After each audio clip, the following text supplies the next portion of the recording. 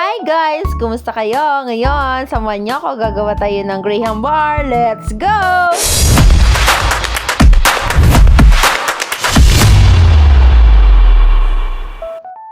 So ngayon guys, naisipan ko nga gumawa ng Graham bar. So ngayon, bago tayo gumawa, i-flex po na natin ang ating mga ingredients sa paggawa ng Graham bar.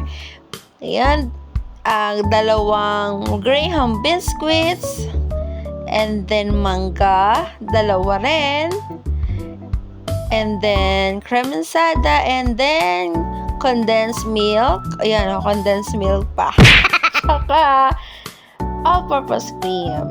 Then ngayon, uunahin muna natin gayatin ang ating mangga. Binili ko nga yan ng mangga sa Mamatid. Sabi sa akin nung tendero ay galing daw yan na Pangasinan. So ngayon, 100 ang kilo niyan, pero dalawa lang binili ko. Kasi nga, itatry ko lang naman kung paano gumawa ng Graham bar. Kasi kinukulit ko na nga asawa ko, gusto ko gumawa. Sabi ko, pambenta natin kasi wala naman akong ginagawa sa bahay, guys. So gusto kong itry. Malay mo naman, mag-click, diba? Negosyo na din yan, pambayad sa kuryente. Pwede na yan, guys. Yan o.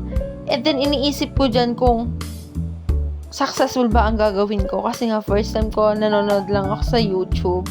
And then, after that, guys, yan, binuksan ko na, hindi ko na pinakita kung paano ko siya buksan. Yung cremensada and then all-purpose cream. Try ko lang siya dyan. Oh, pagod ako dyan, guys. Oh, pawis. Kasi alas 12 ng tanghali yan, guys. Sobrang init ngayon, di ba? So, ayan, yan. Dapat daw mag-double yung volume niya. So, ngayon, hindi ko alam kung double na to, pero mukhang double naman yung volume niya. Yan o. Kaya, chinecheck ko lang kung tama ba ito ginagawa. Kasi na nga talaga, Lord, tama. Then, yun, ang mali. Panlagay ko na yung condense. So, ngayon, after that, guys, nakita ko sa YouTube, kailangan daw munang itap-tap sa tubig yung Graham biscuit para daw maganda siya. So, ngayon, yan na nakalagang table. Parang ang yan ng baking paper. Yun kasi nakita ko sa YouTube. Nilagay lang muna dyan. Habang inaantay mag-volume yung ginawa natin na double yung cream, guys. So, habang nag-aantay ako, nilagay ko na yan dyan. So, nahirapan nga ako dyan, guys, kung paano ko gagawin kasi nga first time. Sana tama talaga itong ginagawa ko. Yan, for the check muna kung okay na yan. Yun, sana talaga tama to, guys. Huwag niyo akong i-judge, ha, kasi nga first time. Pero talaga hirap ko dyan. Kasi ako lang mag-isa talaga. Isa lang ako sa bahay. Ang asama ko ay nagwo-work. Yan, guys. So, pili ka naman, okay naman siya. So, yan, inulit ko ulit.